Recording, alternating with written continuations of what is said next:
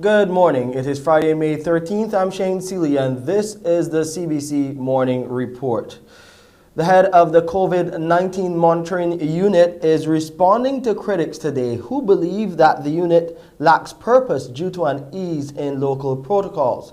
In fact, Ronald Chapman explains that the monitoring unit has shifted its focus to work on critical areas where COVID-19 can do the most damage in terms of spread. Speaking exclusively to the Morning Report, Mr. Chapman pointed to these areas where his team is paying very close attention. Elderly care facilities, absolutely critical. We know that this virus does not like persons who does not do well with the elderly, especially those who have conditions, pre-existing conditions, and those that are not. And if you do have pre-existing conditions, I would want to say you need to get them, and you do get COVID, you want to get cured very quickly. So we've had that issue with COVID. The other one is the nurseries and so on, those places where children, trying to keep children apart and to keep them in a mass and so on is not very practical. We had put a number of protocols in place for that, and we have to ensure that those protocols continue. One of the other things where we will be paying attention to are places like public transport, because this is still an area that we're seeing some fall off in the mass wearing, and we're also seeing the overcrowding of things like minivans and so on. So there's still a role for the COVID-19 monitoring unit, although it is somehow reduced. In relation to crop over now, event organizers will still have to apply to the COVID-19 monitoring unit for the requisite surveillance. Mr. Chapman says it's all about keeping patrons and everyone involved safe. When we started, we had vaccinated and tested, and now we're at vaccinated or tested, and that will be for both the patrons and the organizers alike. So the idea is to try to create as much. Now, the truth of the matter is, being vaccinated does not prevent you from getting COVID. We know this. But being vaccinated significantly reduces the effects of COVID on you. So you recover quickly. There's less likelihood of you passing the virus along to other people. So it is a significant benefit in the fight against COVID. And being tested tells me straight and plain, when you're coming into the place, you don't have it. You're in a decent position. I can have a conversation with you. If the mask falls down when you're taking a drink and you just forget to put it back up or something, that as would happen in a party, I'm not as concerned as I would be if I don't know that you would have gone through that protocol to get into that space. So we are trying to provide safer spaces for people to have some fun.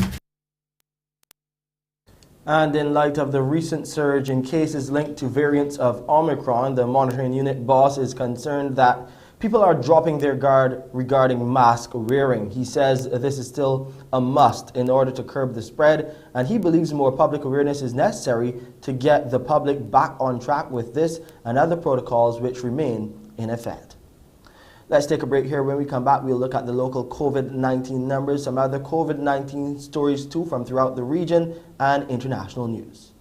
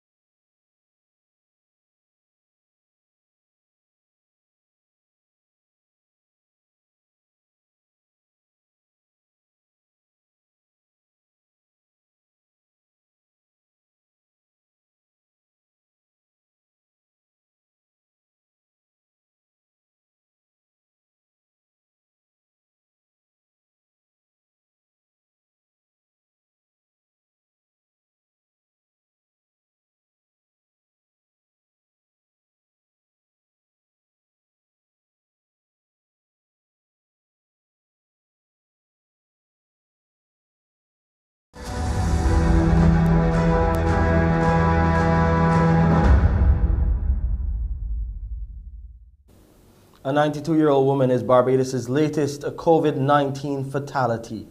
She was unvaccinated and passed away on Wednesday. Her death brings the death toll here in Barbados to 432. Meanwhile, 471 new cases of COVID-19 were recorded out of 1,947 tests. The cases consist of 104 people under the age of 18 and 367 who are 18 years and older. There are 108 people in isolation facilities, while 3,697 people remain in home isolation. Grenada's Prime Minister Dr. Keith Mitchell has told Grenadians he does not want to return to Parliament to reintroduce lifted COVID-19 restrictions. He's called upon citizens there to play their part in protecting themselves and others against the virus. Prime Minister Dr. Keith Mitchell urges citizens not to let their guards down. Dr. Mitchell was at the time making his contribution to the repeal of Section 4.3 of the Quarantine COVID-19 Regulations 2022. What worries me, Mr. Speaker, is that there is that perception that we have crossed the line. We have reached the end of the race. No, because I've seen us like dropping our guard, so to speak, not adhering to fundamental methods of protecting ourselves. In fact, in any given situation, even when you don't have a crisis, you still have to be careful about what you do. Dr. Mitchell says many people continue to suffer as a result of the pandemic, and the onus is on all to protect themselves. Let us do what we have to do and protect ourselves as we go forward. If we have a major hospitalization data coming, we may have to come back here and reintroduce all the restrictions. I don't want to do this, especially given a certain decision that I have to make soon. Further afield, the U.S. President Joe Biden has appealed to world leaders to commit to a renewed international effort to confront the COVID-19 pandemic as he marked the tragic milestone of 1 million deaths from the virus in the U.S. In March 2020, Lucy Esparza Casares got sick. She quickly recovered from the headache and chills, but soon her husband David was feeling very ill, coughing and unable to stand. He was rushed to a hospital. Lucy was not allowed to see her husband, and soon a nurse called to say David was being put on a ventilator. She said, okay, so we're ready to do the procedure, so I'll let you talk to him one more time. So, it was like, okay, I love you, everything's going to be all right. He said, okay, I love you too. And that was the last conversation I had with him. David died from COVID-19 in early April. In quick succession, Lucy lost more members of her family, her sister-in-law, a nephew, and David's elderly mother, whom she cared for. All of a sudden, I was alone. I'd never been alone in that house, ever, by myself. With my dog, me and my dog, in this house, where everybody that lived here except me died of COVID. By then, the pandemic was completely out of control. In a New York hospital, 13 patients died in a single day. But the worst was yet to come. Hospitals were overwhelmed. Morgues ran out of space for the dead. The country shut down. Why did the wealthiest, most technologically advanced country on Earth suffer such a staggering death toll? I think the jury is still out on exactly what caused so much death. There's a recent study that came out that showed that about 40% of the deaths of the patients who died with COVID had diabetes. By the time safe and effective vaccines became widely available, misinformation and conspiracy theories were circulating. The parallel epidemic of disinformation, misinformation has complicated matters tremendously, really unnecessarily. Former President Trump downplayed the severity of the outbreak from the beginning. The federal government left it up to each state to figure out for themselves how to find medical equipment and protective gear. The ineptness of it was boggling, mind-boggling. Now, how did this happen in the United States of America? The virus took advantage of poverty, racial, and economic inequities in American society. The COVID death rates for blacks and Latinos have been twice that of whites. How will the pandemic evolve in the coming years? Predicting the virus's behavior is notoriously difficult, but doctors are sure of one thing: COVID isn't finished with us yet. Its penetration has been such that it will be around us for forever. It's not going to go away. 1 million dead and counting. In other international news, a state service for the slain Al Jazeera journalist Shireen Abu Akleh took place in the Palestinian city of Ramallah yesterday. That's Ramallah, a day after she was killed by Israeli forces. Let's take a look. The daughter of Palestine. Shireen Abu Akleh's body was taken through Ramallah. Thousands gathered to pay the respects.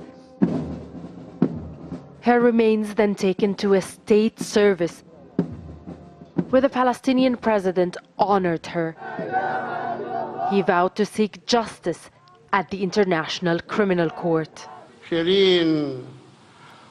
Today, we are here to pay our respect to Shireen Abu Akleh, the martyr of Palestine, the martyr of Jerusalem, and the martyr of free speech and the free world. A symbol of the Palestinian women, a symbol of the Palestinian journalists. Shireen has sacrificed her life to defend its cause and the cause of the Palestinian people. Shireen worked for Al Jazeera and was widely known for reporting on the Israel-Palestine conflict for more than 2 decades. She was shot in the head and killed instantly in the occupied West Bank on Wednesday. Her colleague seen to the right is Shada Hanaishe. She says the attack on her team was intended to kill. The occupation forces led us to reach that point where they fired on us. I want to tell her that I'm sorry I couldn't protect you when we were under fire. I failed to save you. Israel's government initially said Palestinian fighters were to blame, but that was disputed by witnesses, journalists, and rights groups. This is the moment where there's going to be the most outpouring of outrage and grief about the killing of Shireen. So if they can cast doubt, if they can muddy waters around the death of Shireen by possibly getting newspapers in the international sphere to suggest that she was killed by a Palestinian, they have been successful. Israel says it will investigate Shireen's killing and offered to do it in conjunction with Palestinian officials. The Palestinian president said he would not cooperate with Israel. Al Jazeera Media Network has described the 51-year-old's death as blatant murder, making clear it holds Israel responsible. Shireen's body was then taken from Ramallah through the Qalandia checkpoint to Jerusalem, where she was born. On Friday, there will be a funeral service in Jerusalem, the very place Shireen was proud to call home. Really sad scenes there from Palestine. Of course, our prayers go to the family and friends of Shireen as we watch this story unfold. We expect to hear more details coming out of that part of the world in the days ahead. Time to go over to Wendy now to find out what's happening on the Friday edition of Mornin Barbados. It is Friday the 13th.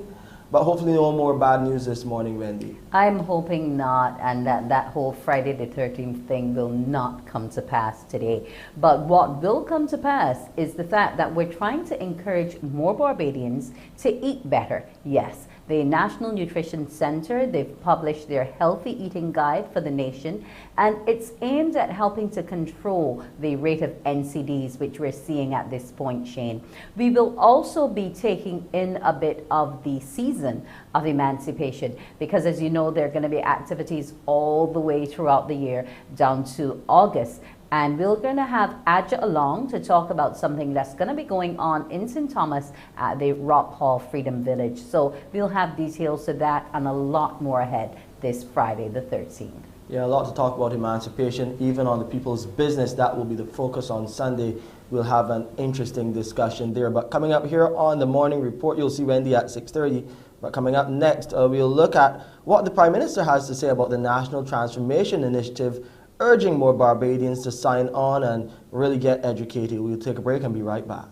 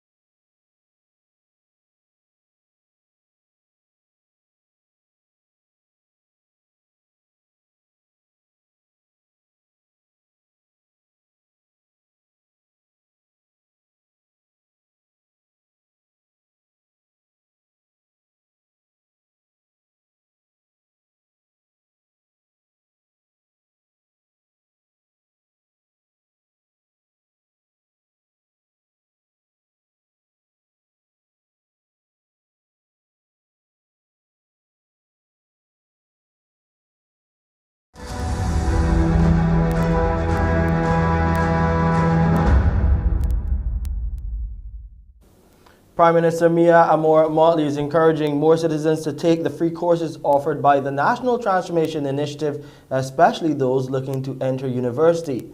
The launch of Phase 2 of the free government program was done last evening at the Valley Resource Center with officials of the Covert International, well, that's the international partner, who presents various modules online. The NTI intends to reach all 30 constituencies in Barbados, and the rollout of Phase 2 of the program, which offers a wide range of disciplines, is geared towards helping the unemployed and the employed upskill. Director of the NTI, Dr. Alison Leacock, says the response in Year 1 was phenomenal. The Prime Minister, for her part, in addressing the gathering at the Valley Resource Centre, said the one course she wants Bajans to do is citizenship. I am asking the NTI to enter into discussions with all of our tertiary institutions, public and private, to ensure that the citizenship module becomes a base course, irrespective of whatever else a student is doing. And I am not going to tell you that the Prime Minister is mandating it, but I'm going to tell you that the Minister of Finance is not going to pay for anybody's fees if you don't do the citizenship module. So I hope that we understand and that we're all on the same page. The Prime Minister, they're very happy about the enrollment, but in announcing its extended life, she wished for a doubling of the uptake. In the course of the last year, had 15,754 registered students to deal with online safety, 8,138 students, core skills, 5,385, entrepreneurship, 5,956, occupational health and safety, 6,263, citizenship, 14,577, introduction to coding with Java, 4,950, beginner sign language, Tony, 5,220, and personal financial management, 382. The program intends to be a purpose-driven in all of its workings, and in developing world-class citizens and international partners, well, they met with various ministries to ensure that the modules matched those developmental plans. Over the past week, we've had the pleasure of meeting with the Ministries of Education, Labor, Youth and Sports, Innovation and Smart Technology, Tourism, Agriculture, Foreign Trade and Business Development, People Empowerment and Elder Affairs, Environment and Beautification, Foreign Affairs, Public Service, the Barbados Community College, and Chamber of Commerce and Industry, representing companies across the country. And again, we heard the same refrain: excitement about the impact of the NTI program, because these are exactly the skills needed in every company, agency, and citizen. And Member of Parliament for St. George North, Tony Moore, sees it as critical for the development of the workforce. As a worker representative, and today as the proud parliamentary representative for St. George North, I encourage all of you who are in this room, all those who are in the hearing of our voices online, and all of our people who will hear the testimonies that will be shared through the many who have already participated in these programs, to take the opportunity not to end where you've started, but to take advantage of as many of the courses that are available to you as possible. There's a quote that goes, if you think education is expensive, try ignorance. These courses are free, so there's absolutely no excuse. Barbadians could be overlooking what is now a critical part of hurricane preparedness, and with the 2022 Atlantic hurricane season set to begin in roughly 3 weeks' time, a senior health official is leading the charge to ensure people here are reminded about the health impacts of climate change. Environmental health specialist with the Ministry of Health and Wellness, Steve Daniel, has organized a symposium dubbed Building One Health Partnerships for Adapting to Climate Change. It's a collaborative effort with the Ministry and the Caribbean Climate Change and Health Fellowship Program. Mr. Daniel, who is also a fellow with the program, wants a level of cooperation between entities throughout the region to address climate change and health-related issues. He says too many people are left to suffer in silence with their health in the aftermath of a storm. After a hurricane, there are issues with respect to access to clean water. There are also issues with respect to sanitation. If we look at food availability and food security, you can imagine the impact that has on the agriculture sector. And that is exactly the point of this overall symposium. All of these issues have health implications. And that's why we need to bring these partners together, because the Ministry of Health obviously cannot do it alone. And we need to get a more holistic cooperation among entities under the One Health approach to protecting public health and security. Now, the environmental health specialist has also been giving advice on some of the items needed to ensure you're adequately prepared in terms of health as well. Put everything in place possible as a home owner or a business person that can ensure your long-term sustainability as much as possible in the event that a hurricane may occur or some natural disaster over our control. And when I say that, I'm speaking about water availability. That is extremely critical. Make sure you have sufficient water. Any non-perishable foods that you can store, we need to take these things seriously. And you're pretty much on target for what needs to be done, Shane, with that question, because each person just needs to think, what are my daily needs?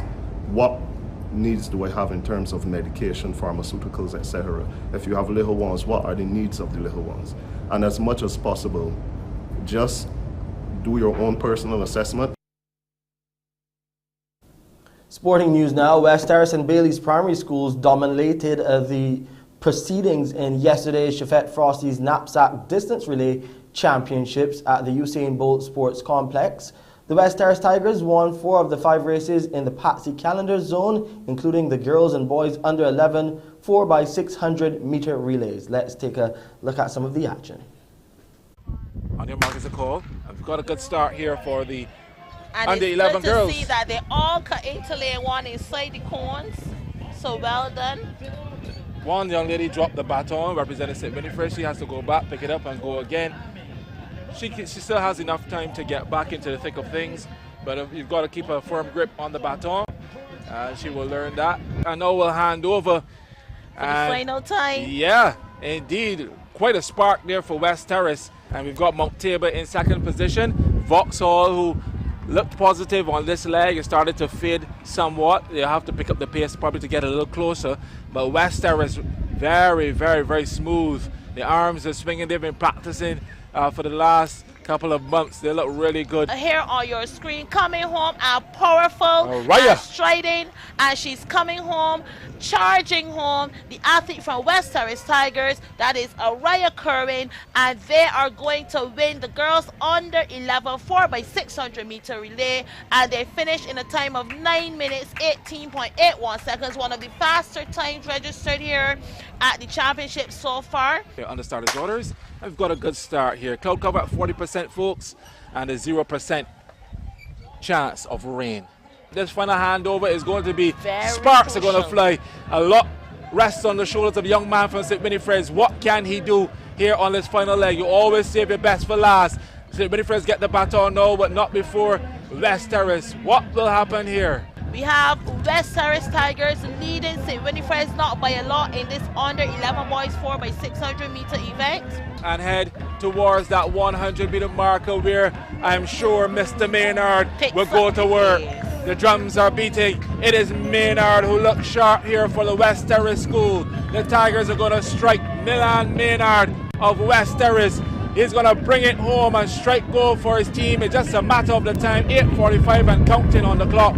But it's Milan Maynard who strikes goal for West Terrace. Well done indeed. The Tigers are roaring.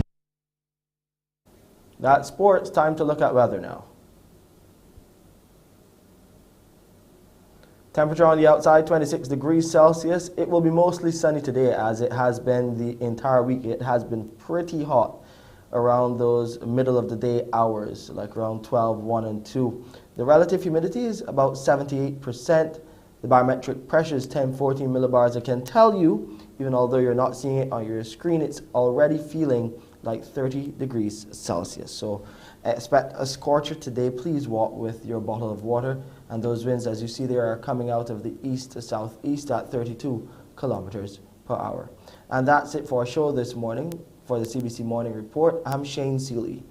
I'll see you at 7 with headline news, but up next is Wendy Burke with Mornin Barbados. Wake up, wake up, wake up, wake up. Barbados, get up. Good morning, Barbados, good morning. Good morning to you. Good morning, morning, morning, morning. Good morning to you. Good morning, morning Barbados, good morning. Good morning to you. Good morning, morning Barbados, good morning. Wake up, wake up, wake up. Morning to you. And a happy, happy, happy Friday to you. Well, it's usually Fantastic Friday, but today let's make it No Fair Friday. Why? It's Friday the 13th. We all know those stories, but none of it will come to pass today. This morning, we are happy, happy, happy to know that we're in the season of emancipation.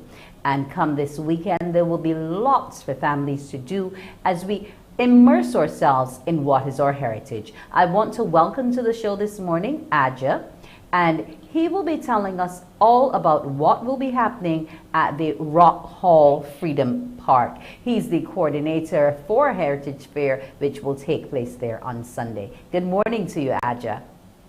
Good morning to you and the whole of Barbados, and we are all set for this tremendous Heritage Fair at the Rock Hall Freedom Village on Sunday.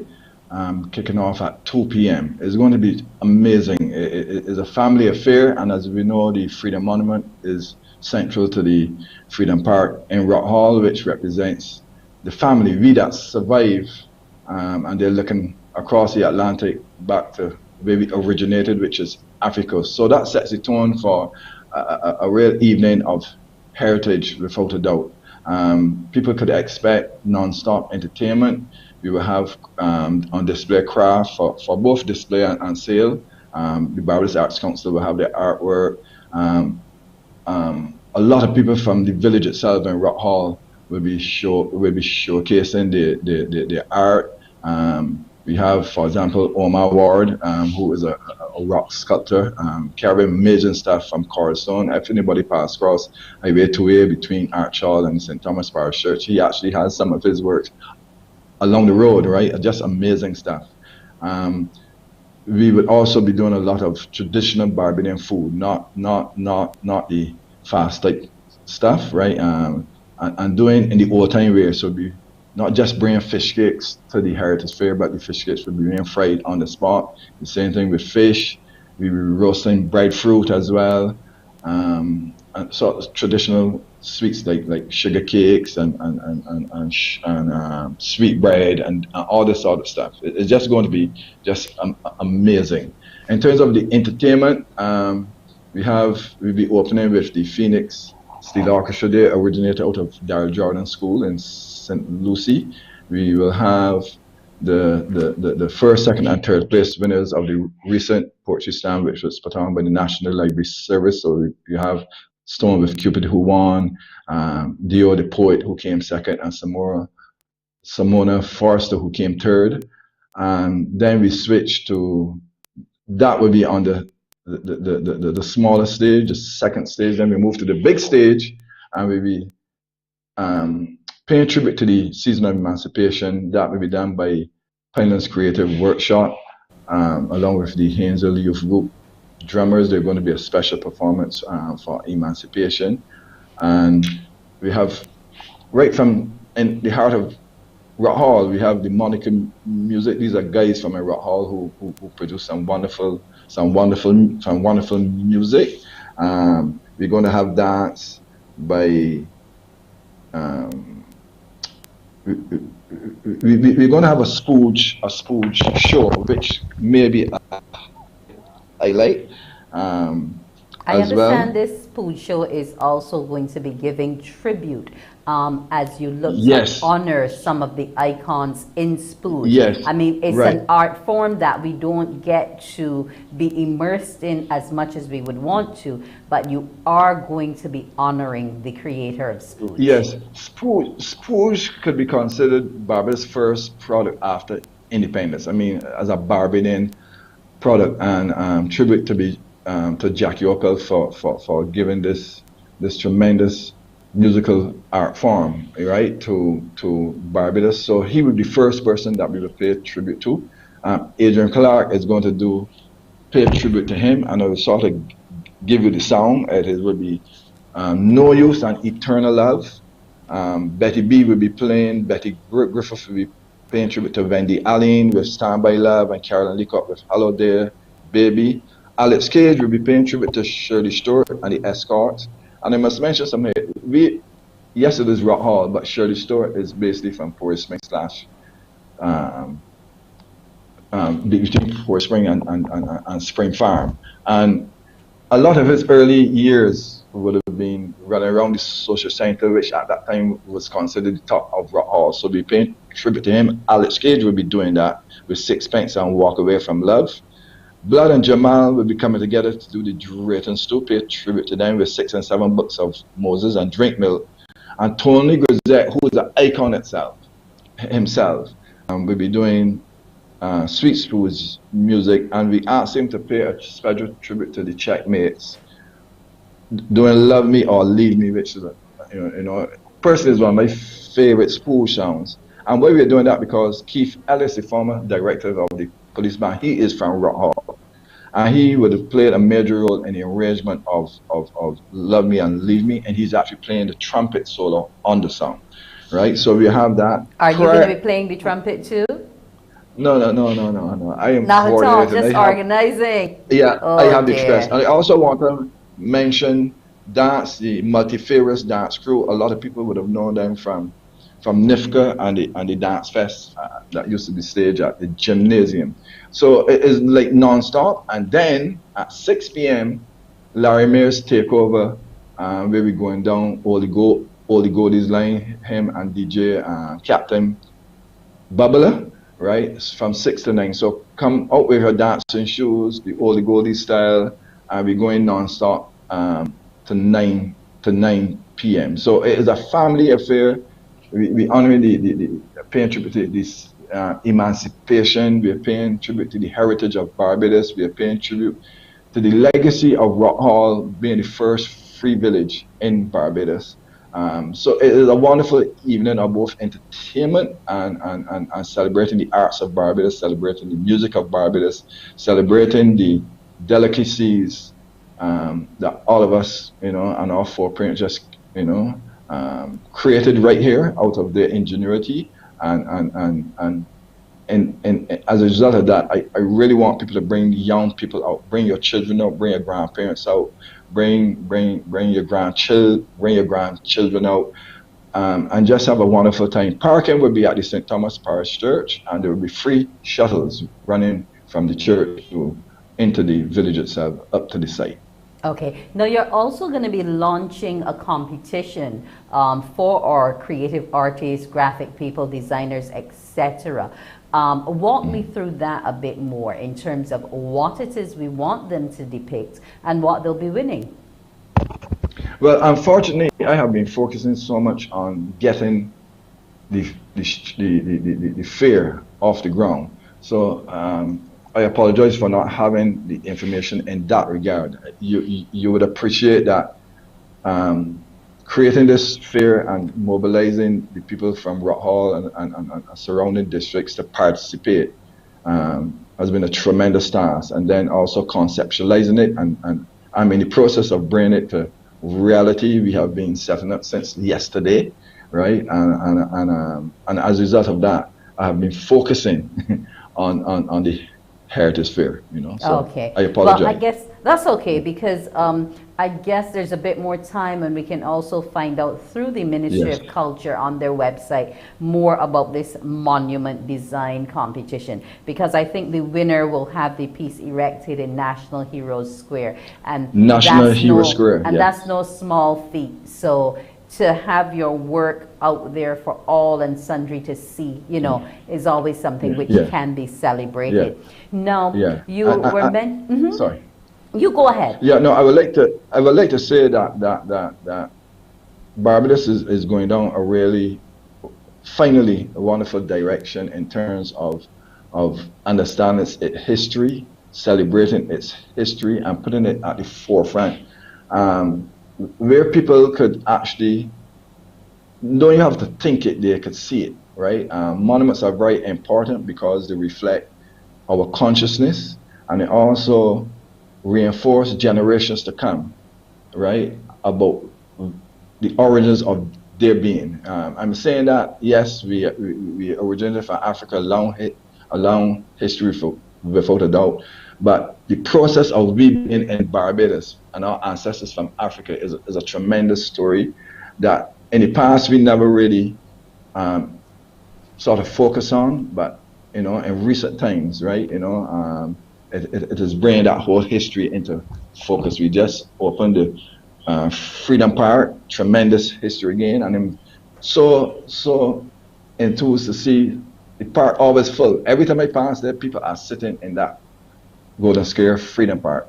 And with the monument being erected in Hero Square, that is another story, that is another legacy, that is another reference to our history. And we won't grow as a people only by the physical things that we achieve, whether it's buildings, whether it's roads, whether it's whatever. It's going to be cementing our history and legacy and understanding it and celebrating it, and that is how we will grow as a people. So I just wanted to mention that. Now, before we go, Adja, in terms of the actual fair on the day, what are the protocols that will be in effect? Yes, you have to wear masks, right? And so that no one would be allowed to enter the site without a mask. That is one. The Ministry of Culture and the Covert unit will be having multiple sanitizing stations around throughout the site, right? The artists as well. So, and the vendors have been told that, you know, once people come to them, rather than sanitary, they to enter the food booths or the craft areas, their hands have to be sanitized again, right? So the protocol is going to be very, very, very strong, right? You know. So right. I just so want to know where are we people. going Right, again? so you're going to be safe. Yes. Pardon? Where are we going again? Rock Hall Freedom We're Park? going to Rock Hall Freedom Park and Rock Hall St. Thomas.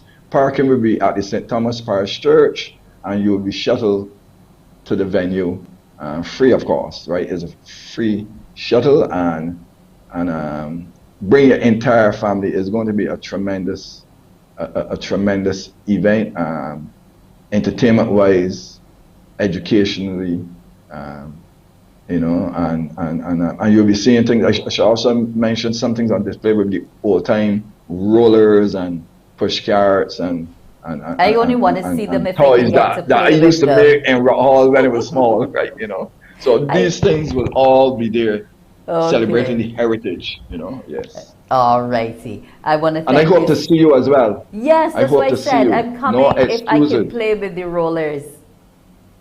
Fantastic. Good, good. Once I can play with them. I want to thank you for joining us this morning, Adja, and I want to invite all of Barbados to come out and be part of this Heritage Fair at the Rock Hall Freedom Park. The concert itself sounds amazing. I love spooge music, so definitely a must. I should also mention, Craig, because I know we're getting saying that the site is evolving beautifully. I think people are going to be shocked when they see that site at Rock Hall. I mean, it's going to be. There's no other site that could come close to it in terms of its impact and what it represents anywhere in Barbados, or probably anywhere in Eastern Caribbean as well. I'm serious about that. When you see this site, you're going to be amazed. People are going to say, "Wow, I can't believe this." So, come to Rock Hall Freedom Park. We will. Thank you so much for joining us, Adja. Yeah, thank you too. Bless. When Morning Barbados returns, we'll be telling you more about what will be happening across the weekend, as well as some of the things the various agencies are doing in Barbados. We'll be back in a bit. Morning, morning, morning. Good morning. Good morning to you.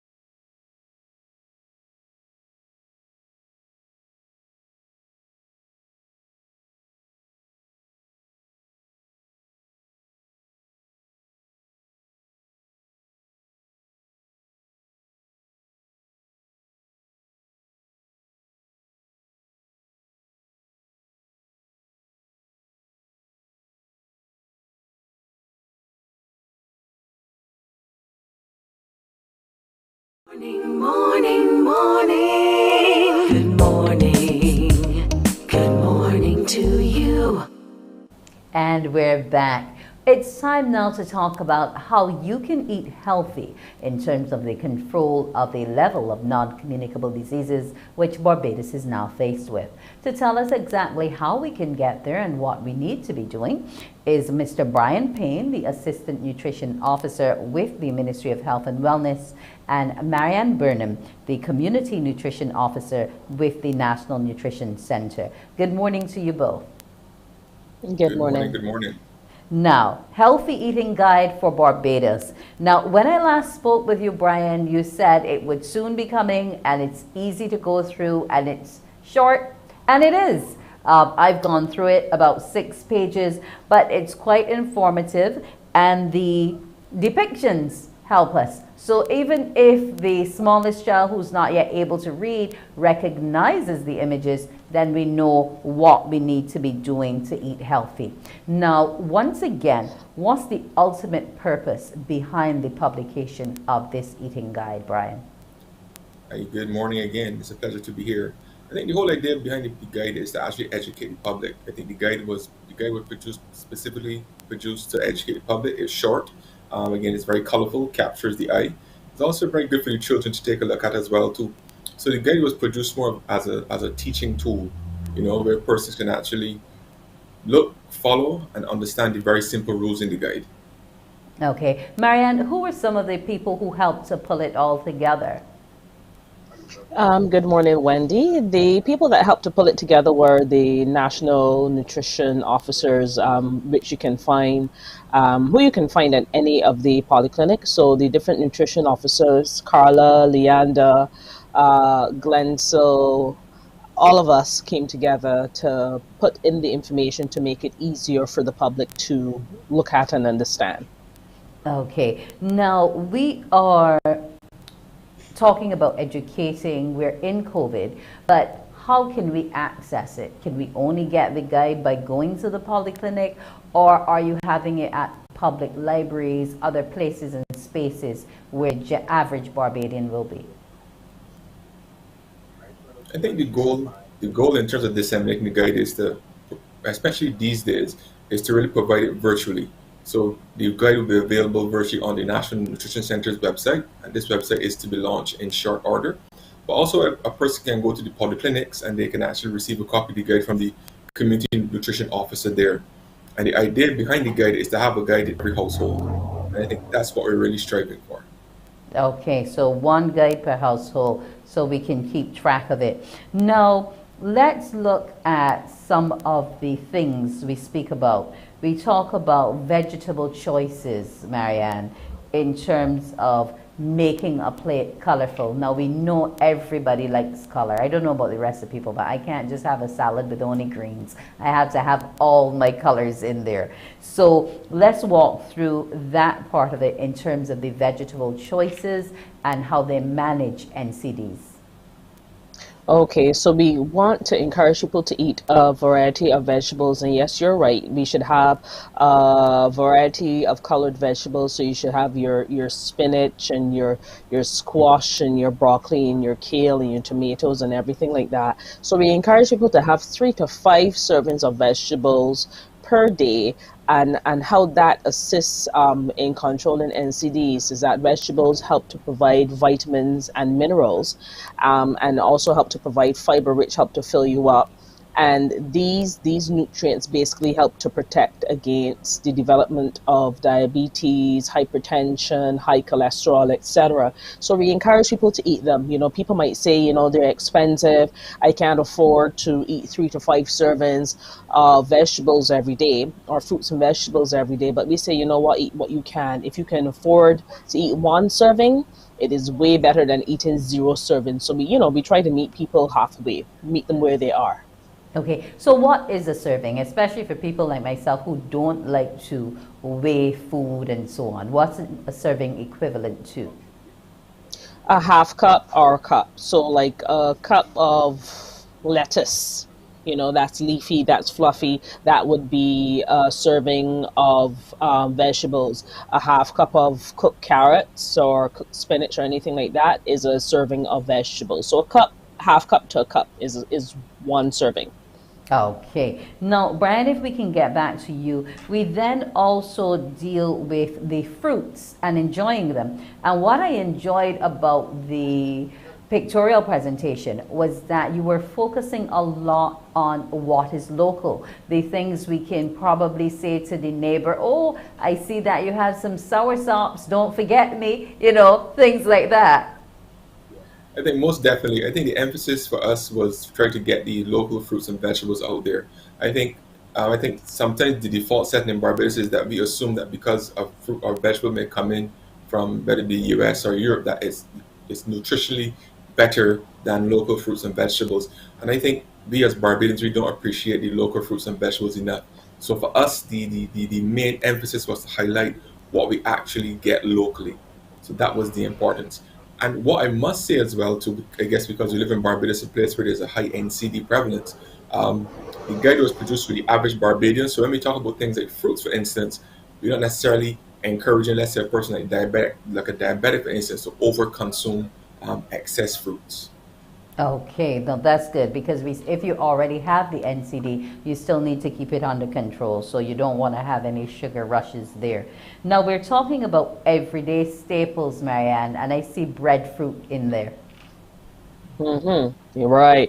Breadfruit, we get it all the time. It grows in trees. You can just go and pick from your neighbor if you're lucky, or if you need to, you can purchase from a market. But you know, the breadfruits are there for us to consume, and that's a healthy staple that is full of fiber. And I encourage people to eat fiber every day. You know, our typical thing is white rice and English potato, and we also eat a lot of white bread, etc. But there's no fiber in those foods. No fiber. The fiber is the roughage that helps you to go to the bathroom, helps to clean out your digestive system, and the fiber also helps to lower your blood sugars and lower your cholesterol. So there's several benefits. So breadfruit is high in fiber. I encourage people to eat breadfruit, yam, cassava, sweet potato, those types of things which are naturally high in fiber and beneficial to your diet.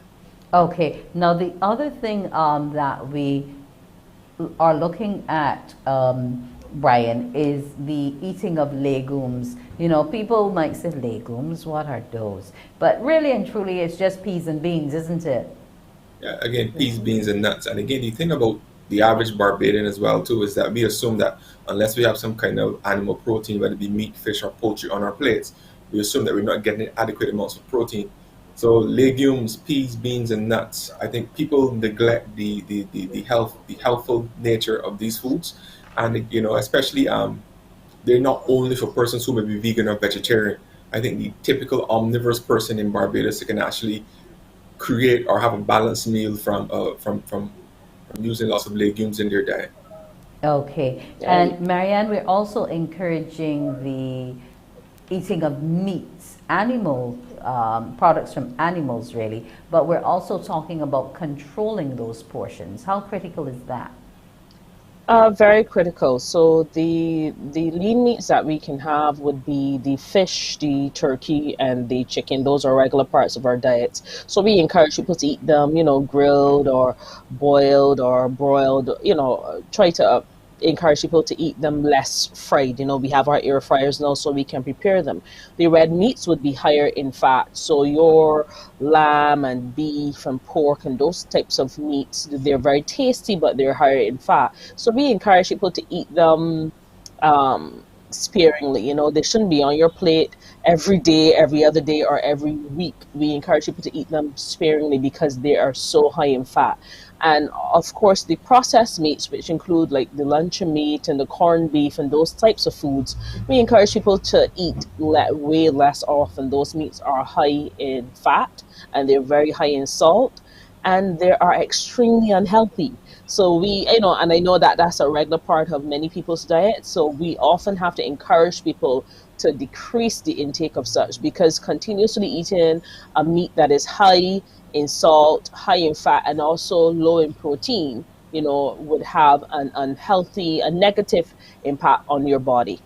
Now, I'm going to play devil's advocate because people are going to say that that kind of luncheon meat is cheaper than a whole chicken.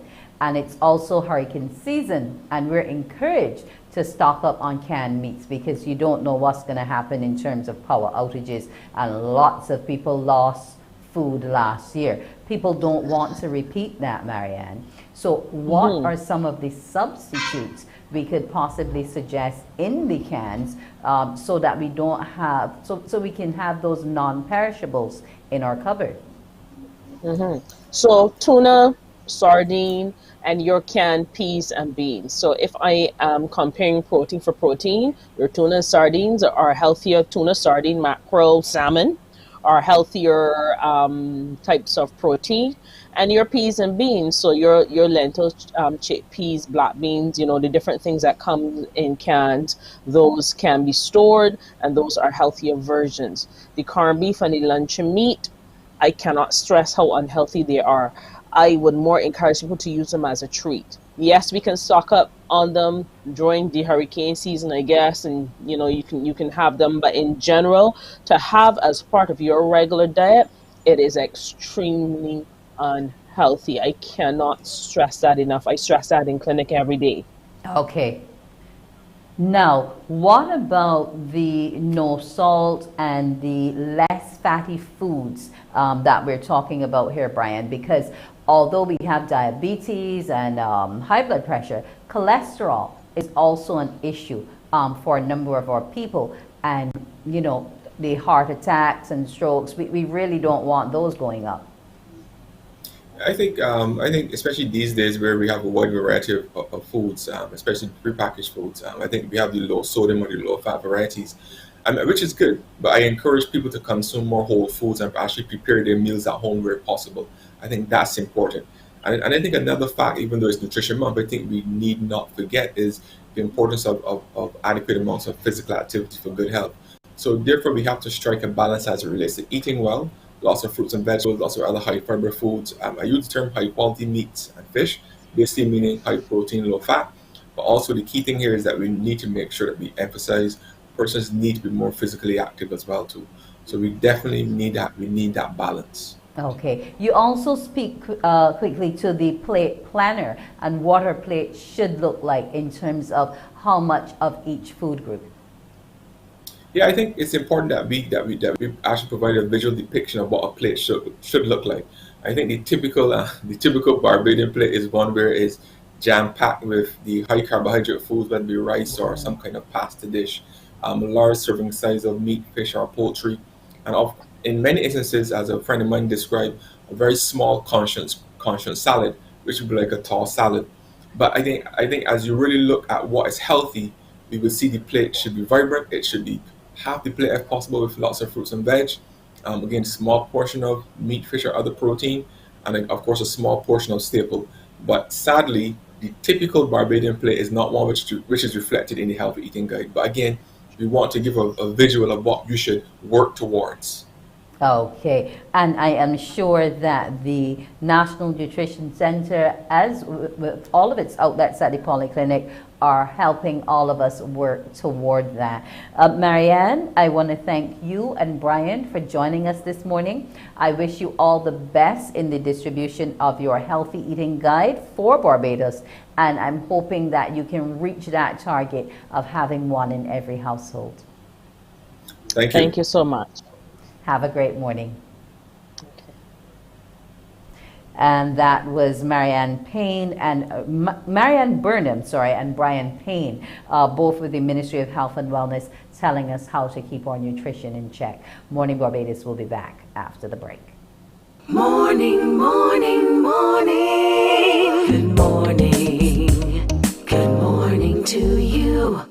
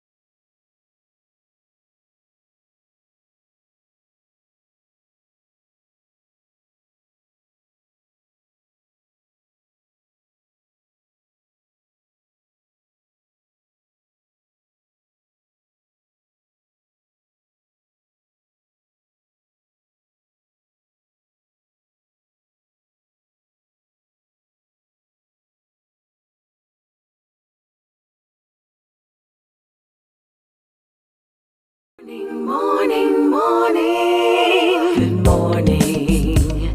Good morning to you.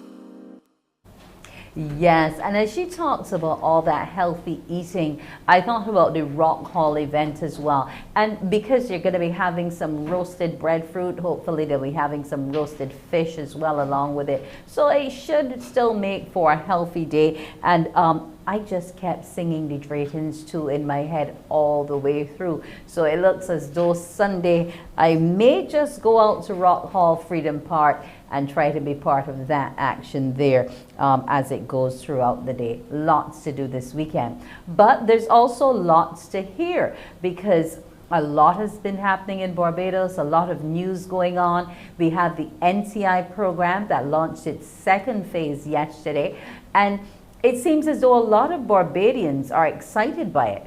But what thrilled me even more was that in giving the testimonies, it's the young, the old, and the in-between who are taking part in learning. And that's always a good thing. Let's learn now what's going on in the world of news with Shane Seeley. Thank you, Wendy. Here's your headline news for this Friday, May the 13th. The local health sector set to undergo a fresh round of assessment to determine its readiness for hurricanes and other natural disasters. News of this is coming from the Minister of Health and Wellness, Ian Gooding-Edgell, in his address to a symposium dubbed Building One Health Partnerships for Adapting to Climate Change, a collaborative effort with the Ministry of Health and the Caribbean Climate Change and Health Fellowship Program. Speaking at the ministry's headquarters on Culloden Road at NIS Building, he explained how Elsa, which hit Barbados as a Category 1 storm, showed the critical need to preserve public health before, during, and after a hurricane. The health minister says the assessment will bolster Barbados' level of preparedness for the 2022 Atlantic hurricane season. The absence of electrical power, a clean, safe water supply, functioning sanitary facilities, and adequate cold storage of pharmaceutical or laboratory reagents can each have devastating impacts on the delivery of satisfactory health services. These realities have been incorporated into healthcare planning to some extent and is evidenced by the recent water storage augmentation initiatives across healthcare facilities, including the Queen Elizabeth Hospital. The development of the Health National Adaptation Plans as a critical chapter in wider national adaptation plan is currently the primary strategy being pursued in efforts to commence the building of resilience in the health sector. Consequently, there are plans to conduct a comprehensive climate risk vulnerability assessment across the entire health sector, which further demonstrates this ministry's commitment to building climate resilience in the interests of preserving public health. Meanwhile, we hear that the COVID-19 monitoring unit has shifted its focus and is now working on critical areas where COVID-19 can wreak havoc in terms of community spread. That assertion from head of the unit, Ronald Chapman, in responding to critics who view the role of the entity as somewhat diminished due to the ease in local protocols. Speaking exclusively to the Morning Report, Mr. Chapman pointed to areas where his team is paying very close attention. Elderly care facilities, absolutely critical. We know that this virus does not like persons who are does not do well with the elderly, especially those who have conditions, pre-existing conditions, and those that are not. And if you do have pre-existing conditions, I would want to say you need to get them, and you do get COVID, you want to get cured very quickly. So we've had that issue with COVID. The other one is the nurseries and so on, those places where children, trying to keep children apart and to keep them in a mass and so on is not very practical. We had put a number of protocols in place for that, and we have to ensure that those protocols continue. One of the other things where we will be paying attention to are places like public transport, because this is still an area that we're seeing some fall off in the mass wearing, and we're also seeing the overcrowding of things like minivans and so on. So there's still a role for the COVID-19 monitoring unit, although it is somehow reduced. And in COVID-19 related news, we hear that a 92-year-old woman is Barbados' latest COVID-19 fatality. She was unvaccinated and passed away on Wednesday. Her death brings the toll to 432.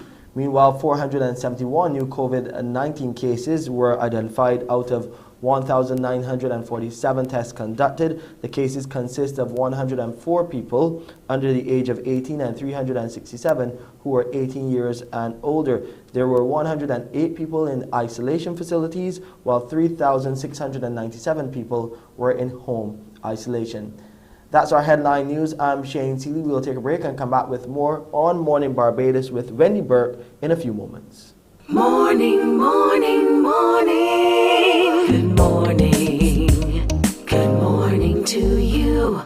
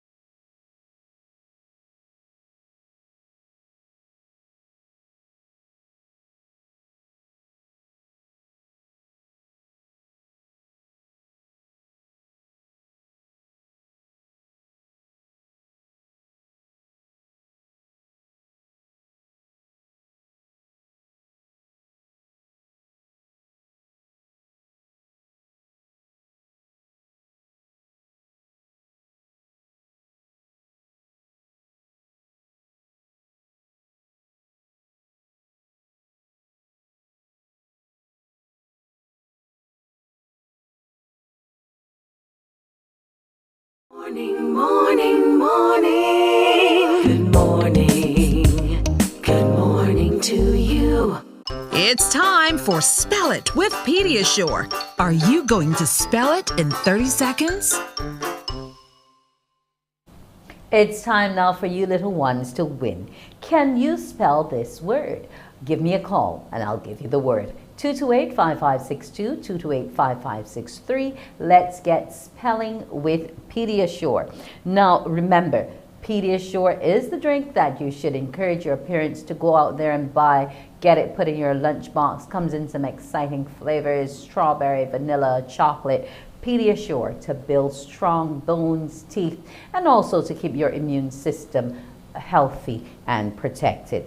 Now, give me a call, 228-5562, 228-5563. I'll give you the word, and once you are able to spell it, you can win that prize. Encourage your parents to go on out and buy a bottle of Pediasure for you, because for you little ones, it's all the nutrition you need. Good morning to you, Faith. 8-year-old Faith. This is your word. Okay, Faith is no longer with us. She didn't have the faith this morning, but I'm sure some of the little one can spell our word this morning. The word will be angelic. Call me, 228-5562, 228-5563, and let's get spelling. It's the weekend coming up, but let's keep those little brains working as you spell with Pediasure. Pediasure is great for the system, lots of nutrition packed into one bottle. Just imagine you don't have to take 3 or 4 sets of vitamins or medication, because in that bottle of Pediasure, you're protecting yourself all around. Give me a call, 228-5562, 228-5563. Our word this morning, angelic. Where are you, little ones? It's Friday. I know you've been having lots of fun at Knapsack. I've been enjoying watching you. So have your parents and all the others here who are watching on TV 8, because you're all doing your best out there on the track. Make sure and get some Pediasure before you go down today, because that also will help to keep building you, keep those nerves strong for those races that you have to participate in. Call me, 228-5562, 228-5563, and let's spell the word angelic. We all know what it means, and most of our children are angelic. So let's get spelling with Pediasure. If you can't call or guess how to spell that word in that 30 seconds, there'll be no winner today. And I don't want it to be Friday and not have a winner. I want someone to enjoy Pediasure this weekend. Good morning to you, Shikam. Let's get spelling. The word is angelic. Angelic. A-N-G. Continue. A-N-G. A-N-G. Or. Angelic. One last try. Angelic. Okay. Yeah. And. You have 10 seconds to go. Continue the word. Okay. A-N-G. Okay. I'm not hearing anything after G. I'm sorry. Let's get another caller here. Angelic. Good morning to you.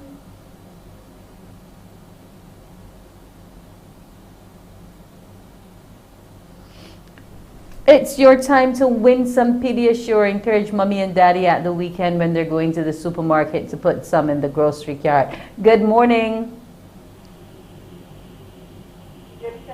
Good morning. Yes. Listen to your phone and not your television. Good morning. What's your name? Nazir. Okay, Naja. Spell the word angelic. A-N. I'm not hearing you, Naja.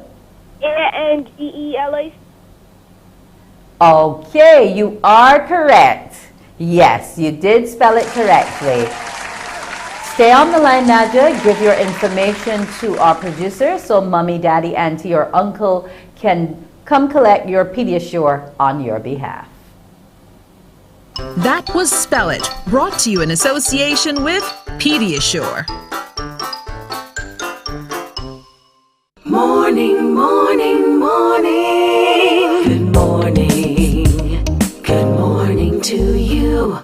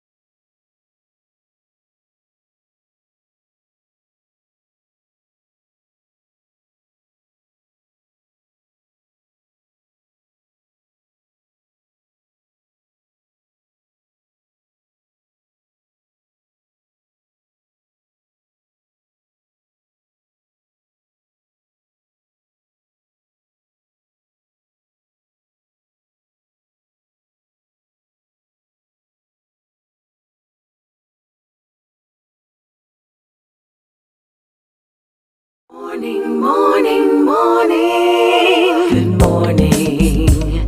Good morning to you. And welcome back. We have had a break, a 2-year break because of COVID, but it is back. One of the most anticipated agricultural events where the entire family can come out and participate. Yes, I'm talking about AgriFest. It's back, and James Paul is here with me this morning to tell us exactly what we can expect. Good morning to you, James. Morning. Now, Mr. Paul is the Chief Executive Officer of the Barbados Agricultural Society, the main planner of AgriFest. James, what year are we into now? I think we are in 18 years. 18 years. 18 years. That's no small feat for this kind of exercise. And by the way, it is not 2 years. It's actually we only missed 2020, but we had it, sorry, 2021, but we had it in 2020. Okay, so it's just 1 year. Felt like 2 to me, James. I missed the event. No. Queen's Park, we're back 28th to the 29th. What's going to be different this year? Well, first of all, you know, we do not have WMB anymore, so we have a area for the children playground that's reduced. So we've had to divide it up in sections. So you'll see that. Also to what you also see is more spacing of the actual exhibits, where you know we're trying to be COVID compliant as much as we can be.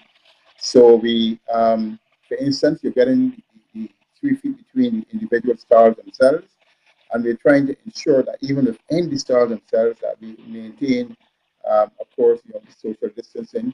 Also, the patrons attending the park, I just want to say, must wear the face mask. But that's I think beyond that too, you will see some differences in the shows.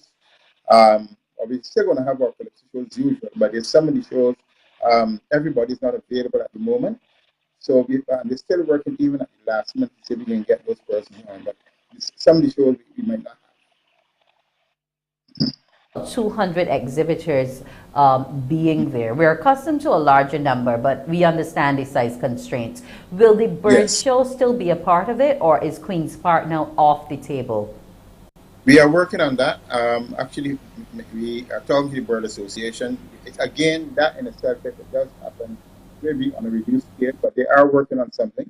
So yes, we expect that they will also be here too at the same time. Have we changed our ticket prices given what's been happening in the economy? No, there's no change in the ticket prices. I just want to say $18 and $6, the same thing as it's always been. I just want to add to, and one of the things is that there is no requirement for you to produce your vaccination certificate and for a COVID test at the gate. That has been changed now, because we do recognize it makes no sense for somebody to have to pay $30 to get a test, when at the same time you're only paying some kids children $6 and the adult $18. The other thing is, it's like a supermarket. We are an open air exhibition. To that extent, though, we will be following the protocols within the park, where, for instance, patrons come in, we will be constantly reminding them to social distance, wear the mask, and also to one of the things at the gate, we will be taking the normal things, sanitizing, and we'll be temperature checking. No more producing of the negative PCR. That's no, that's not right at all. Now, what about the little kids? Will they get to be a part of it? You know, you usually have a big day for the schools where they tour the exhibits independently. Will that be happening? We're trying as much as possible to communicate with the schools. I know that, for instance, some schools have indicated that, you know, usually it's Friday, but we're not really opening on the Friday. Although we are looking to be ready on the Friday, because on the Friday evening, we have an opening ceremony at which we expect the Prime Minister the President of Ghana and the Prime Minister to deliver the opening addresses at AgriFest. And of course, remember that this year, you asked something new. We have some new features where we have increased participation from Guyana, and they are expected to come already. We have some construction going on in Queen's Park in relation to the houses that the spoke about that they want to show off. They're bringing us some of the furniture. But of course, that doesn't mean that we in Barbados will at all be okay, because, for instance, besides our usual Pinnacle, platinum sponsor, which is Pinnacle Fees, we also have RC coming in for the first time, and they will be showcasing the local Barbadian rums in a big way. So, showing really what we in Barbados can do in line, utilizing our agricultural products. Okay, so that means we're going to have some mixologists on board, and we're going to be doing some tasting as well. Oh yes, oh yes. I told me, and unfortunately, I don't do well with alcohol, so I need to get someone to help to take. I'll help you out, James. It's okay. I'll help you out. Okay, thanks. Well, we are looking forward to it. Sorry to say it's truncated because of the loss of Weymouth Bay, but we know that the government is doing a lot of work out there on the canals to stop Bridgetown from flooding. So, sometimes you have to give a little to get a lot more. But in terms of turning out on the days, what more can we expect? Our theme this year is Greening Together, a Caribbean Thing. What more can I expect?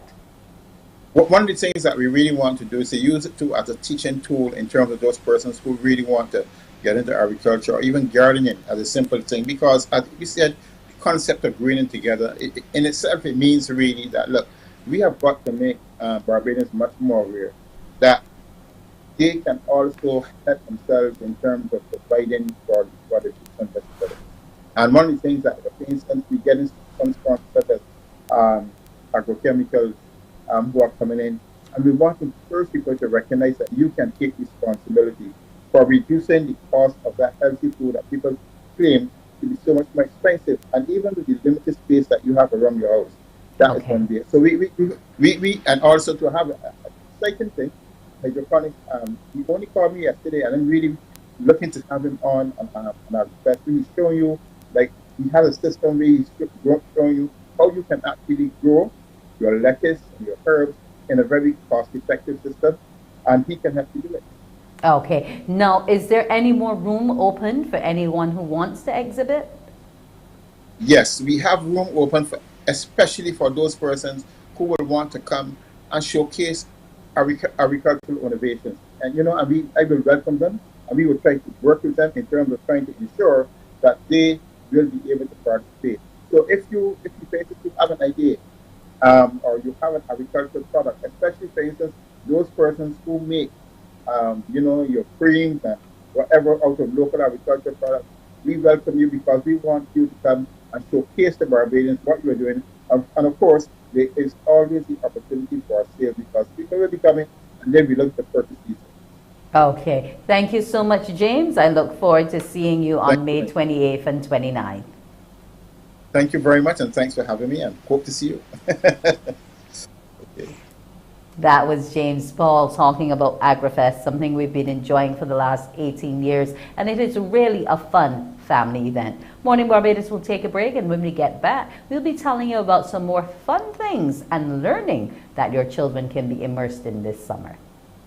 AgriFest 2022, greening together, a Caribbean thing.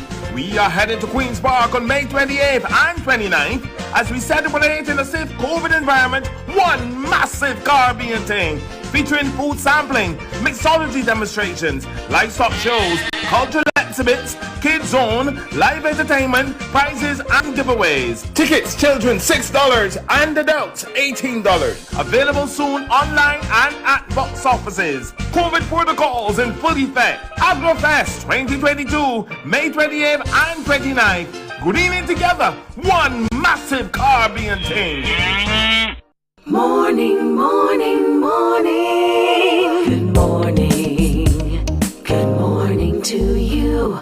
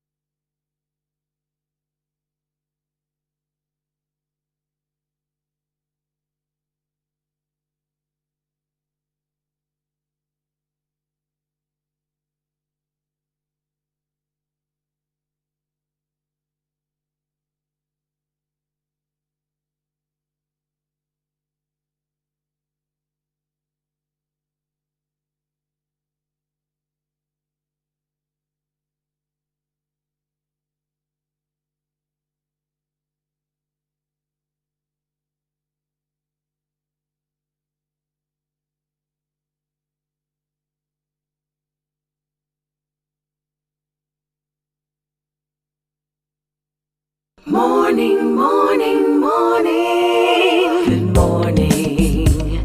Good morning to you. And we're back. We told you a bit earlier about a new program called SEED, which is being done by Sandy Field Kelman, the founder, educator, and principal of Sandy's Creative School of Reading and Education. And she also has some volunteers along with her for this SEED program, Fiona Griffith and Marcia Miller. Now, they'll be all joining us again this morning to give us an update about this SEED program, which is looking to focus on those children who need that extra help, that additional attention. Good morning to you, ladies. Good morning, Wendy. Good morning, How are Wendy. Now, since last we met up, I've had some calls about it. I've been sharing your numbers. So, Sandy, give us an update. Okay.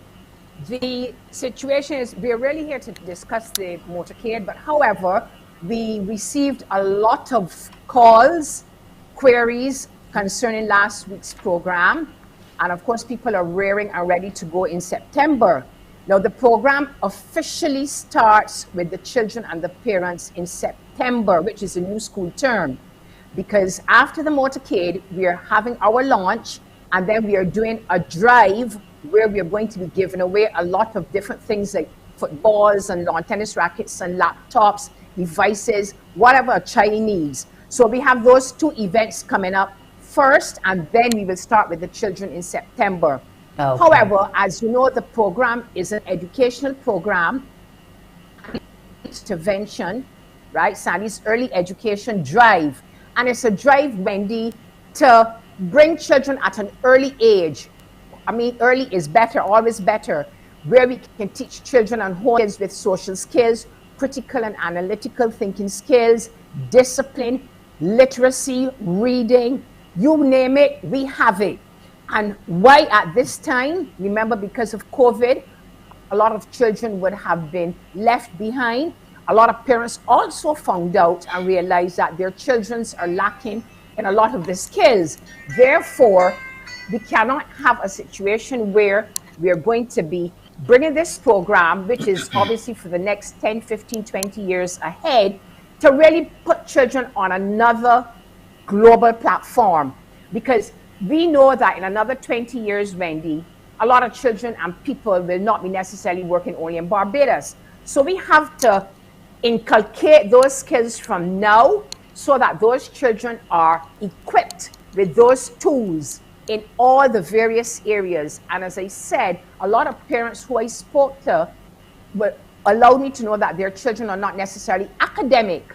And that is quite okay, Wendy, because all children have a talent. But what we need to do is to bring that hidden talent out of that child. So you might have a child who's not academic, but that child possesses skills like being able to articulate well, speak well, wonderful communication, oral skills, and can really critical and analytical think. So that's what we're really about. And as I said, and I will say again, I am not really seeing these skills coming to the fore in the schools, and the schools need to really get on board. We will welcome them to come on board, because the parents that you work with, they themselves are out to sea. They don't know either. So it's really a parent and a child's collaboration. Well, we're glad that we're looking to bring the families together in this process. Now, Fiona, tell me a bit about the motorcade that's going to be coming up. Where are we starting from? How are we looking to attract people to come along? What will be given away along the way? Hi, good morning again, Barbados. Our motorcade is tomorrow, Saturday. It starts 10:30 at Passage Road, and we'll be going through Baxter's Road, Bridgetown, and way through along that route. Where we will be giving away some stuff on the way as well. We will also have persons like Sandy and Sharnice, another volunteer, who will be speaking and educating people and informing people about what we will be doing and how we will be doing our program. Okay. Now, if I can come to I can throw quickly to Marcia. Marcia, the returning national who is eager to be a part of this volunteer program. How have things been going for you? Is it getting hectic as yet? Do you think by September you'll be exhausted with all this planning and all these children that are anxious to learn? No, no, not at all, Wendy. I'm very excited about this whole team because it was always my desire when I retire to come back to Barbados and give back to the community and be with the children. This is exciting for me because I think there are great things ahead for this program, and I think it's really exciting where I can bring my experience living in Canada and have a different approach to the children. So I'm excited about it. I'm not tired. I am ready and ready to go. How do you feel about the imparting of these social skills? Because the last time we were here, we talked a bit about that, you know, them not fully understanding certain things. How do you feel about being a part of the program and helping to impart those things that are necessary for them to function? It feels good for me because I think I'm coming with a different approach because we tend to focus more on the discipline side, and that's important. But I think it's important also to just, especially exposing the kids to different things like horseback riding, like things that they don't normally do. Because we play cricket, we play road tennis. There's nothing wrong with that. But I think what we're looking at is getting them involved in like surfing, you know, riding, horseback riding, hiking, different things. And I think I have a different approach, and I'm excited to share my experience with the kids here. But I love it. I'm excited about this. Okay, Fiona, if I can just tack that to you quickly in terms of coming out on that day and gathering to hear those speeches that will be done by Sandy. Where will that part of it be actually taking place? Where will the stop be? Well, we don't definitely have a particular stop, but we will be making stops as we see persons on the way, and so that they will be privileged, to hear from Sandy. So there's no particular stop, but as we go through communities and stuff like that, we will be making stops in the communities especially, so we can reach out to those persons and the parents and family members so that they too can get on board and be part of this program. Okay, now Sandy, the last words are going to come to you. We always talk about reading, writing, and arithmetic. I know you spoke to not everyone being academic, but we still have to be functional. We still have to understand what we're dealing with. You know, simple document completion, those kinds of things. And we need to bring about a level of understanding in our little ones. So how is the program going to help to do that? Well, as you know, Wendy, the motto of the SEED program says literacy, a tool for life. And you know that that's my specialty. So we are going to be focusing heavily on being literate, being able to write letters, being able to express yourself, because that is the foundation of anything we go to do. So that is going to be a very important component in the program. Very, very important, because you cannot do anything unless you do that and have that. And we are going to be doing a program like that for like 3 months. And we are bringing on persons who want to be trained, who are interested in this area, because to be literate, you must have reading, writing, well, yes, arithmetic, the 3 R's, but I believe that soft skills and literacy should start from early. You need to teach a child how to present his or herself. Good morning. How are you today? My name is Wendy Burr. I'm so pleased to meet you. We're trying to impart those social skills to the children, and that comes really from literacy. However, I want to, before we go, Wendy, I want to say, let Fiona give the thanks to the persons who really brought us on this program. Okay, Fiona, a quick thank you to those who've helped you along the way. Yes. We want to thank some sponsors who came on board eager to help to assist us. First, we want to thank Mr. Glymarie. He is very community minded. It was actually his initiative to start this charity seed. He put the idea in Sandy's head, and he has been assisting us in every way you can, as long as we ask. Mr. Marie has been on board and given us that necessary information and guidance that we would need. We also want to thank Williams Industries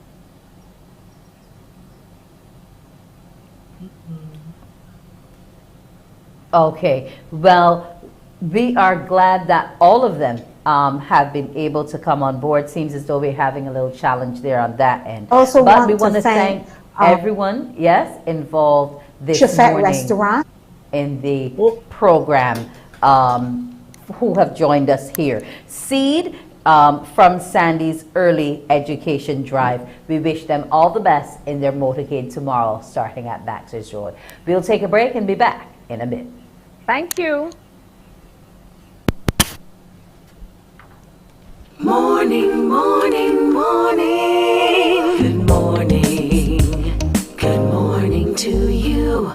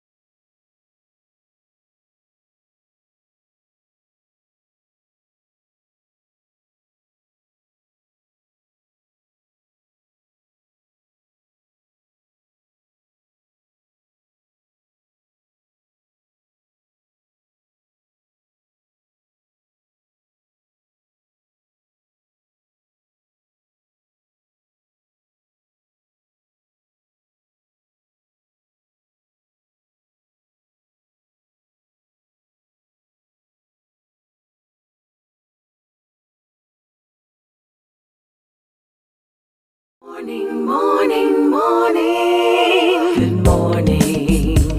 Good morning to you. And we're back. And as I said, there's going to be a lot of exciting things going on this weekend. And one of them is going to be that blood moon. Yes, there's going to be an eclipse, and the Harry Bailey Observatory are here to tell us about that total lunar eclipse, which will be happening this weekend. I want to welcome Mr. Ricardo Small, who is the Vice President of the Barbados Astronomical Society Limited. Good morning to you. Good morning to you, Wendy, and good morning, Barbados. Yes. Now, this blood moon eclipse on Sunday night, you're welcoming the public to come down and see it for free. But what are we really going to be seeing? What is this blood moon all about, and what time will it actually occur? Well, the blood moon is actually a total lunar eclipse. This is a total lunar eclipse where the moon actually is immersed in the Earth's shadow. Okay? So from 9:30 approximately, you will see the moon, the Earth's shadow begin to encroach on the limb of the moon, and that will progress to full eclipse by about 11 minutes past 12, and then the eclipse should reach its deepest occlusion by about 12:30, quarter to 1. Okay. So Right. Now, the observatory there in Clapham would have been closed for the last 2 years, but you're opening your doors so we can come and see this phenomenal event. Tell us, what gives us access? We know it's free, but what do you expect from us, the public? Now, as you said, this is our first major reopening since the COVID pandemic. And of course, all visitors to the observatory will be under the current COVID protocols so that we can have a free, basically safe environment to view this event. Now, in order to view the event at this time, we have employed advanced technology. We will have screens located on the lawn of the observatory where persons can come, bring the chairs, bring the blankets, and so on. And those screens will be taking images beamed straight from our main telescopes right onto that big screen. So you can sit down, relax, have a bit of refreshment and so forth, and see the eclipse not only with your naked eye looking at the moon, but seeing the close-ups of the moon on the screens that we will provide for you. Now, we will also be providing a Zoom or pay-per-view event so that persons who can't, for any reason, come to the observatory can see that event live on pay-per-view. Now, the details of this is available in our website, hbo.bb, again, hbo.bb, where you can go to that website and see all of the booking details, okay? So we are hoping to have a pretty exciting event on Sunday night. So if we miss this blood moon, how long would I have to wait before I can see another? 2025 is the next blood moon, I'm afraid. Around March 13th, 14th March 2025, that is when the next blood moon will occur. Visible from Barbados, actually. Now, interestingly enough, in 2029, there will be 2 blood moons visible from Barbados. You see one I believe, in July and one in December. So 2029, you will have, a surplus of treats for that blood moon event. But the next one is in 2025. Now, these events that are happening, how do they help us to map what is going on in the world environmentally in terms of how things are changing, shifting? Because we always hear, well, the moons have an impact on tides, etc. We're in a situation of climate change. Has that impacted a lot on what is happening astronomically? Well, I'll tell you one thing. The eclipse of the moon is known as the blood moon because the moon takes on a dark reddish color. Now, the reason why the moon does not disappear altogether from the skies during the eclipse is that the sun, which is on the other side of the earth at the eclipse, actually bends light through the earth's atmosphere at the terminator, and that light strikes the moon. Now, depending on how much material there is in the atmosphere, the moon will be, the eclipse will either be lighter or darker. Now, in recent years, say from 2020 to now, there have been a number of volcanic eruptions, or super in the Caribbean, Tonga in the Pacific, Vesuvius in Italy. There's also some eruptions basically I think it's an African volcano in the Congo. There's Las Palmas. So the Earth's atmosphere will have a suspension of dust in it at very, very high altitudes. This suspension of dust and weather at the terminator points will cause the light beam bent around the Earth's curvature to be absorbed and only emit the red end of the spectrum. So the more dust and material there is in the atmosphere, the redder and deeper the eclipse will be in terms of its color and so on. So that is an environmental effect that you'll be seeing. So a little lighter red would be better for us, or even if it looked pink, then we know there aren't all those harmful emissions up there floating around. Well, we'll be able to determine that based on what we see in terms of the darkness of the eclipse. So we'll be able to estimate how much those volcanic eruptions basically have impacted the Earth's atmosphere at the higher levels of that atmosphere. Interesting. What else has the society been up to? Yes, it's been a 2-year break, but I'm sure your membership has still been active. You know, you keep watch over certain things that are happening, comments, those types of things. What else have you been up to? Well, basically, we have been busy retuning our technological capacity. We have now gone online because obviously the COVID has motivated us now to go online to engage the public.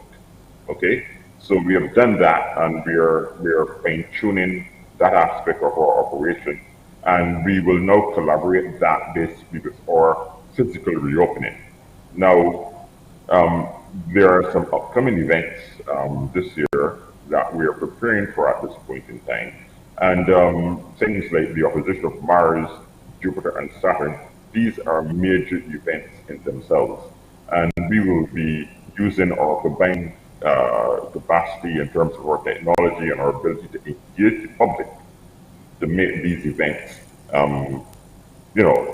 visible and necessary to the public. So we are busy. We would want members, of course. We want to embark on a membership recruitment drive, basically to bring more members, more interested members into the society.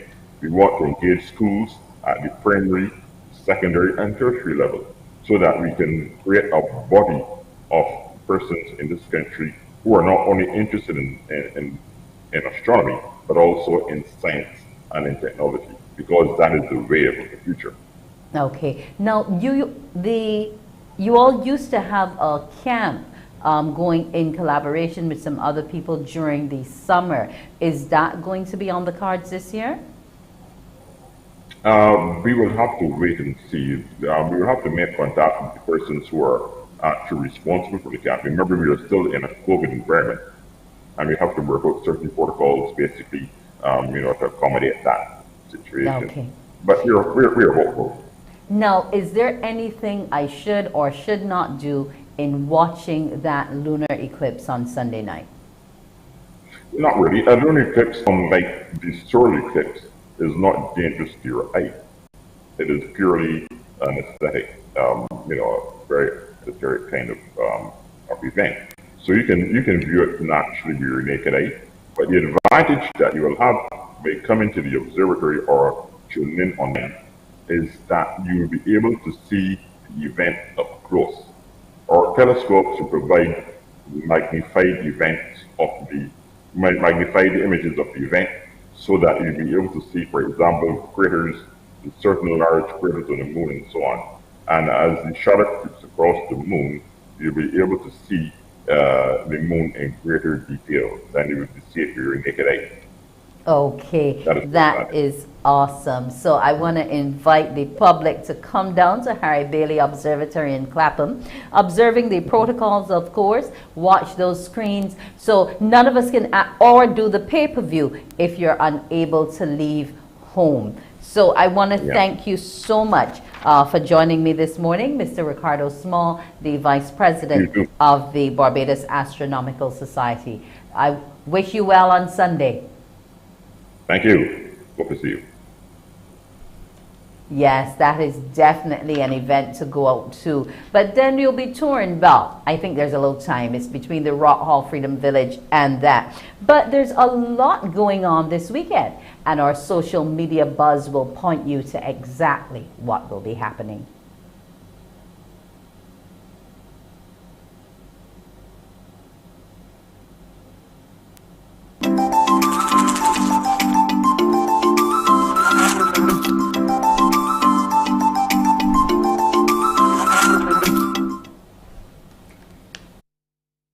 We will be having the annual Celtic Music Festival from the 12th until the 15th. So the Barbados Museum and Historical Society will host them on this Friday, the 13th. It'll be an evening of readings and discussions looking at the Scottish and Irish history in Barbados, and there'll be a distinguished panel of historians there. Professor Matthew O'Reilly, Professor Pedro Welch, and Dr. Alison O'Ramsey. We also have a look at what Sean O'Callaghan, the author of the famous To Hell or Barbados book, The Ethnic Cleansing of Ireland, will be presenting. On the 14th, you can watch the pipers and drummers of the festival parade through the streets of Bridgetown in co with our Barbados Defence Force band. Yes, they'll start at Jubilee Gardens at 3:30 sharp, and they'll continue to travel east onto Lower Broad Street, continue onto Broad Street, Bridge Street, Probin Street, and end in the Golden Square Freedom Park. On Sunday, you'll get another opportunity because there's going to be a hike. So after hearing some good music, come out Sunday morning at 6 a.m. and hike Barbados. They'll be leaving Barclays Park at 6 and liming around 9. Also coming up on the weekend, the Ruby Church of the Nazarene. They're going to be having their flea markets. You can join them every second and last Saturday of the month, starting at 7:30 a.m. That's the Ruby Church of the Nazarene. You can contact Joyce Boyce at 250-6524 or Khalees Nichols at 265-4837. And this flea market is designed to assist those in and out of the church with their finances due to the impact of COVID-19. Also, BACA will be doing their first Benevolent Fund concert at the Barbados Museum and Historical Society. Yes, BACA, the Barbados Association of Creatives and Artists, under the patronage of Sir Trevor Carmichael, honoring two icons of Barbados, Richard Stout and the Mighty Griner. It's just $40. Showtime is from 6 until 8, and then there's an after party with DJ Scorpion up until 10. The Ross University School of Medicine will be out and about in the community of Barbados because they're going to be doing a number of public locations with blood pressure checks, as well as giving information on how you can combat your hypertension. The 14th, they start at Sheraton Mall. On the 16th and 17th, they will be at their campus at the Lloyd Erskine Sandyford Center. And on the 17th, they'll be heading over to Sky Mall. Now, today just happens to be the last day of the knapsack. Now, before we would have reported that it will be the Ryan Braffett zone. It's actually Ryan Braffett zone that will be competing this morning, and they will be followed by the Frida Nichols zone in the afternoon as well. So go on out, enjoy knapsack. Remember, you can watch live coverage on CBC TV 8 and also on radio 94.7 FM. That all gets going at 10. Also remember the Harry Bailey Observatory. You can go on down on Sunday. I believe we're starting from as early as 9 and be part of that. They're just asking that you comply with the COVID protocols, but it's free. Watch those screens, bring your chairs and blankets, or use their pay-per-view, which you can find information on their website. So lots to do this weekend, and let's not forget the St. Thomas people, where we can go to that heritage fair. So, packed weekend, enjoy it all. Have a fearless Friday. I'm Wendy Burke. Wake up, wake up, wake up, wake up. Barbados, get up. Good morning. Good morning, Barbados. Good morning. Good morning to you.